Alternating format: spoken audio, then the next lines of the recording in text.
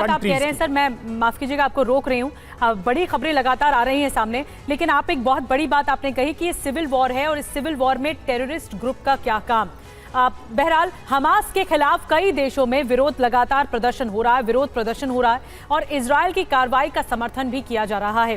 पहली तस्वीर इजरायल के ताबड़तोड़ अटैक की है जो कि गाजा पर किया जा रहा है, लगातार किया जा रहा है। इजरायल के प्रति एकजुटता दिखाने के लिए पुर्तगाल की संसद को इजरायली झंडे के रंग में रोशन किया गया है, जो तस्वीर आपको दिखा रहे हैं। वहीं जिनीवा में यूएन ऑफिस के बाहर इजरायल के समर्थन में रैली की गई है और हमास के हमले की निंदा की गई है।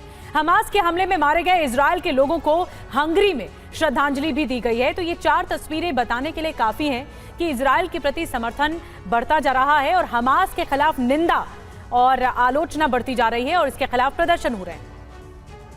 महेश सचदेव जी, मैं आपके पास आ रही हूँ। जिस तरह से अमेरिका युद्ध के 6ठे दिन इजरायल में पहुंच चुका है और उसने समर्थन का हाथ बढ़ाया है, हथियार गोला बारूद लगातार दिया जा रहा है, आप इस युद्ध की सूरत हाल, दशा और दिशा अब इस वक्त क्या देखते हैं? आंतरिक तौर पर इजराइल में वॉर कैबिनेट का उद्घाटन कल हुआ है, जिसकी वजह से विपक्ष और राजपक्ष दोनों एक तरफ हो गए हैं, एक साथ हो गए हैं। ये सबसे बड़ी बात है। दूसरी तरफ ब्लिंकन से जो उम्मीद है कि इजराइल को थोड़ा सा शांत करने के लिए प्रोत्साहित करेंगे और दूसरी ओर ये दिखाएंगे कि डिप्लोमेटिक ऑप्शंस को कैसे एक्सरसाइज किया जा सकता है।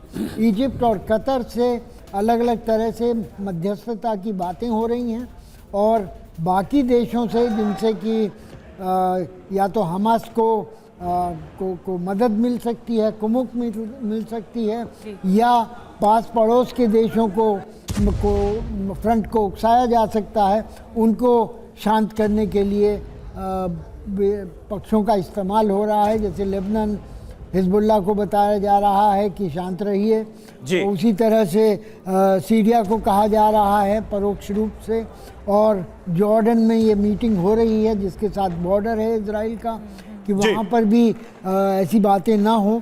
तो ये सब चीज़ें करने में अमेरिकन डिप्लोमेसी इस समय शरदेंदु सर, लेकिन एक अहम सवाल ये है कि ये जो इंटेंसिफाई होता जा रहा है वॉर, इसमें हमास का गेन क्या है अभी तक का अगर देखा जाए? क्योंकि अगर अमेरिकन बैकअप आ रहा है, अगर वेस्ट की कंट्रीज इन्वॉल्व हो रही हैं, इस लड़ाई को रोकने के मूड में बेंजामिन नेतन्याहू नहीं दिख रहे हैं, पूरी घेरेबंदी की जा रही है, पूरा मिलिट्री एरिया बना दिया गया, गजा के आसपास का पूरा इलाका ब्लॉक कर दिया गया, गेन क्या रहा हमास का इसमें? देखिए, हमास उस समय आया जब पीएलओ की लीडरशिप वीक हुई थी और इसने मोमेंटम गेन करना शुरू किया और 20 साल से उन्होंने वहां तैयारी की है, तो वो एक मकसद से वहां पे हैं। और पैलेस्टीन कॉज को जब आपके शांतिपूर्ण तरीके से कोई मोमेंटम नहीं मिल रहा था, तो हमास ने इस तरीके के terrorist activity time to time जारी रखी है। ये उनका एग्जिस्टेंशियल बैटल है और साथ में उन्होंने सारे टेररिस्ट ग्रुप के साथ अपना कनाइवेंस किया और जिस तरीके से स्ट्राइक किया जिससे कि इजराइल को ब्लीड किया और उसने इस तरीके से रिटेलिएशन देखा।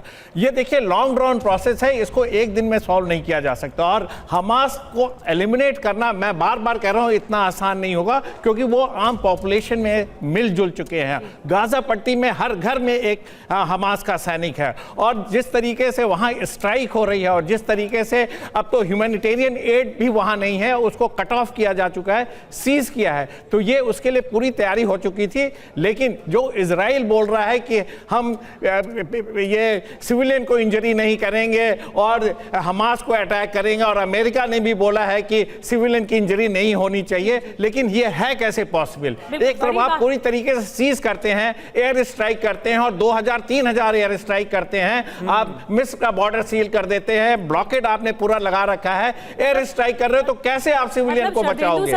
तैयारी पूरी कर रखी है लेकिन उसके बाद भी हमले रुक नहीं रहे हैं और इसी वजह से कि हमले की तैयारी ज्यादा की गई है। एक और ब्रेकिंग खबर आ रही है, मैं आऊंगी आपके पास। वेस्ट बैंक के इजरायली कब्जे वाले क्षेत्र पर हमला किया गया है, फिलिस्तीन की ओर से रॉकेट दागे गए हैं। फिलिस्तीन के हमले में कोई बड़ा नुकसान नहीं हुआ है, जो जानकारी मिल रही है।